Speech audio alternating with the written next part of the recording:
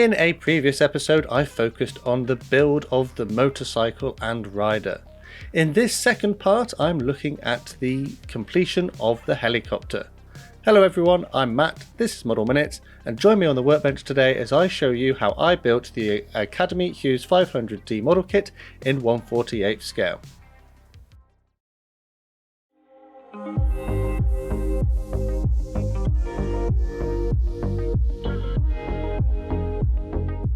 For a closer look at the contents of the kit, take a look at the unboxing video I already made on that topic. For this video, I'll be focusing on how this kit builds up and what it's like at the end. I'll pop a list of products I used on the screen now to give you an idea of the kind of stuff you might want to go and get for yourself if you fancy having a go at one of these. A quick reminder though, the Academy recommends this kit to those aged 14 and older due to the use of sharp tools and toxic paints and chemicals. And without any further ado, let's get into it. Just like in the previous video, I'm going to use my snips to remove the parts that I want from their sprues and then clean up any rough areas of flash with a sanding stick. On the figures in particular, I took my knife and went down the mold seams to try and remove them as best I could. When that was done, this Revell Contactor Professional cement was used to glue the various arms onto the figures. They are slightly posable, but they kind of only come with one pose really, so although you can move the arms around, they're pretty much stuck in the way that they are in the instructions. When that was done, some grey primer was used on the plastic parts. I've already got the cockpit parts out here, and this should form a good base layer for any subsequent layers of paint. After this, medium flesh tone was used to paint their faces. This is a slightly more yellowy paint than I would like, and I will go and try and fix this sort of shade a little bit later. After this, I used some tan earth on the hair. Next up is some US dark green, which was painted onto their flight suits. I thought this would make a sort of appropriate colour for the flight suits worn by helicopter pilots. Up next is some Humbrol 62, and this was put onto the hair. I thought that the original shade was a little bit too light. Some khaki was then used on the various straps and belts that are worn by these figures, along with their gloves, and then they had their boots painted in black. Some of this US Navy Ghost Grey primer was used to paint the sides of their earphones. And then aluminium was used on the various buckles. Humbrol 79 matte enamel was thinned down with some white spirit and made into a thin wash, which was then applied all over these figures to try and bring out some of those details.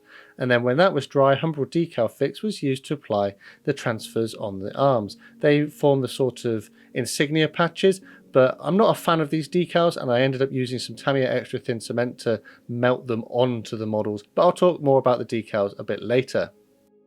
When everything was dry, I thinned down some matte varnish with water and brushed it all over the figures, and then finally a coating of pale sand was dry brushed over all the figures to try and lighten up that skin tone and also give a bit more sort of contrast.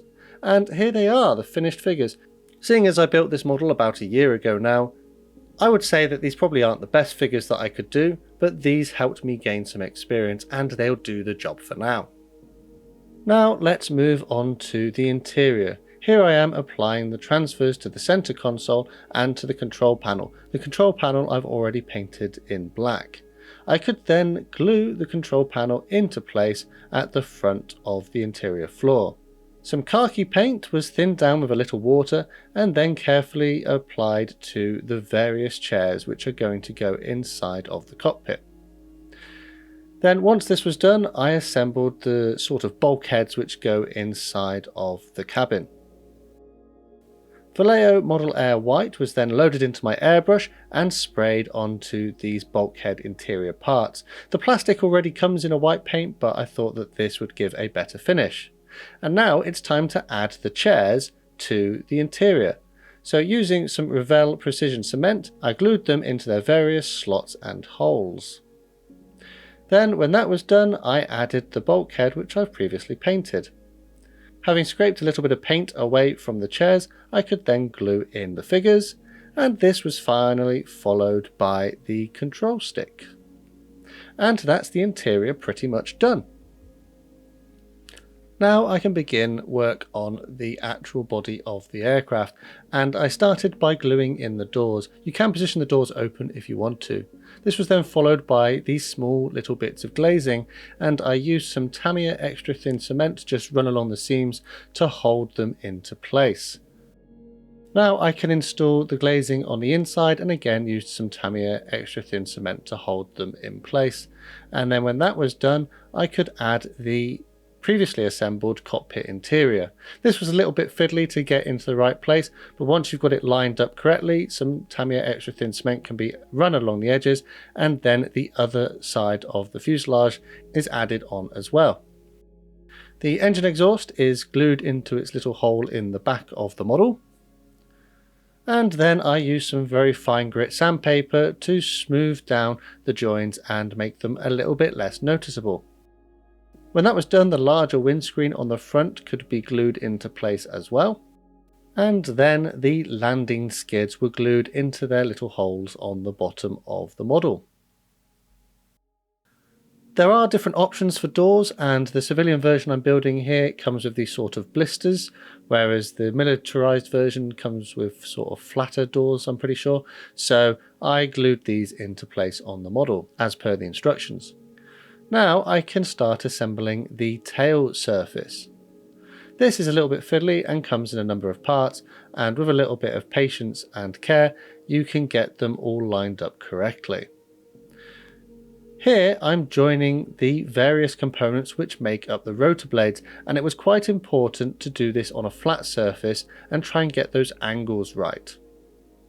Next up is some Vallejo liquid mask, and I'm going to apply this to the big windows on the sides of the model, and it should dry and protect those areas for painting in the next step. However, the front windscreen was protected with some masking tape to get those nice straight edges between the different lines of the canopy, and then liquid mask was painted in between to protect those central areas. And with that, it's time to finish off the rotor by gluing in its mounting point, and it's time to start some painting. To start off with, I'm going to use that spray primer that I used earlier as a base coat for subsequent layers.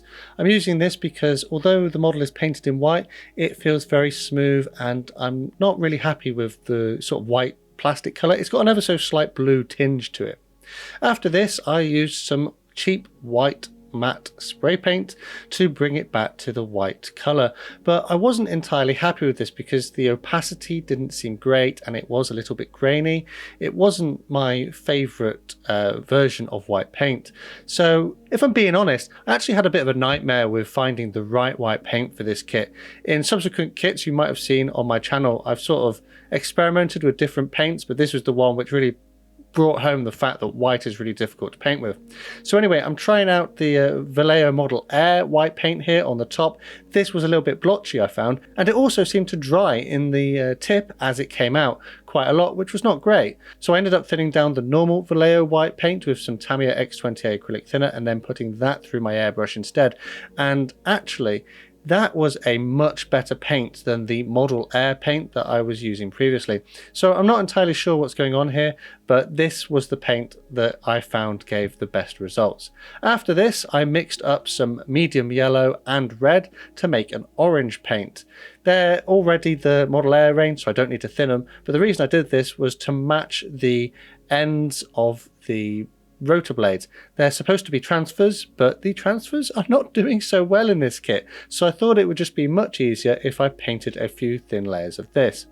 After that, I masked up the helicopter so that I could do the black areas, and for the black I'm going to be using the Vallejo Model Air, and it's quite interesting because this black was absolutely perfect. I didn't have any issues with it, which is kind of weird because you'd think the white would be good, but it just wasn't. So there's a little bit of inconsistency there amongst the Vallejo range. Let me know down in the comments if you've had trouble with the Vallejo whites from the Model Air range as well. Up next, some gunmetal grey was used to carefully paint the mounting point for the tail rotor at the end of the tail, along with the metallic areas on the rotor blades. I used a very fine brush to get this in the right places. When that was done, the tail surface could be glued onto the tail boom, and then I moved on to spraying the entire model with some gloss varnish in preparation for the transfers. And speaking of the transfers, I cut them into more manageable parts on the sheet and then soaked them in warm water to release them from the backing paper. I'm going to use Humbrol Decal Fix as my setting solution, and if I'm being honest, I hate these decals. These decals are the fatal flaw in this kit. The kit is generally quite good, but these transfers just let it down so much. They are poorly printed and they are thick and papery, and they just don't conform to the surfaces of the model. And I found that the only way I could actually get them to stick down was to basically melt them with Tamiya extra thin cement. Now this is a really risky step. I've done it on a few other builds before just to get those transfers to settle down, but in essence, all that you're doing here is applying like almost the fumes of the Tamiya extra thin cement. You don't want to be spreading it on too much, otherwise you will melt the transfers to the point where they're not usable.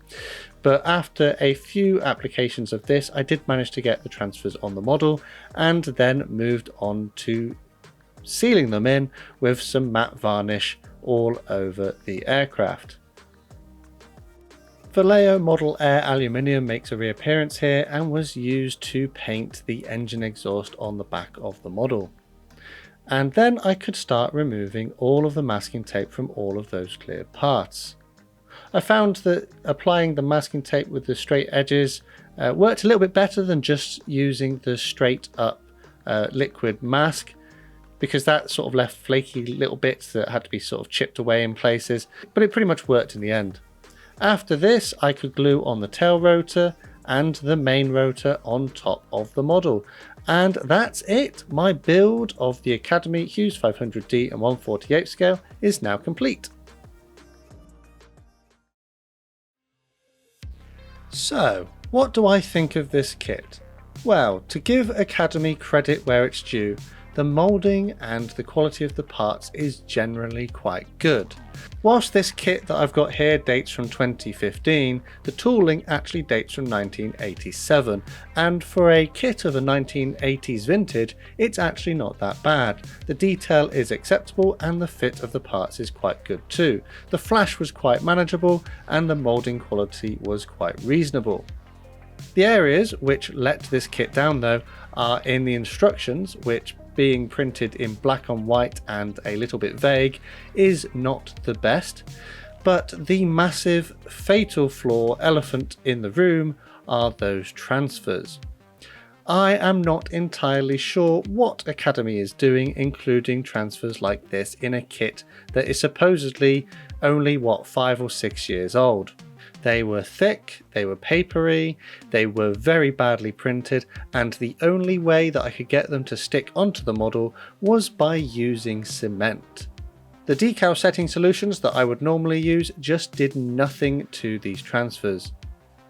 And if I'm brutally honest, probably finding some aftermarket replacements would probably be the right way to go if you fancy building one of these kits for yourself. But anyway, talking about the kit, how much did this cost me? When I bought this kit about a year or two ago, it cost me £7.75, which is actually pretty cheap. Nowadays you'd be looking to spend around £12 or £15 for it, which is still not a massive price for a 1/48 scale kit, especially considering the fact that you actually effectively get two models in here, one being the helicopter, one being the motorcycle rider. So if you're interested in dioramas, this would probably make a good subject for one of those.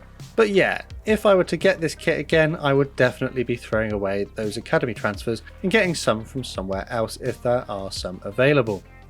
One of the best decisions I made with this kit was to actually ignore the transfers and paint some of them on using my own colours instead.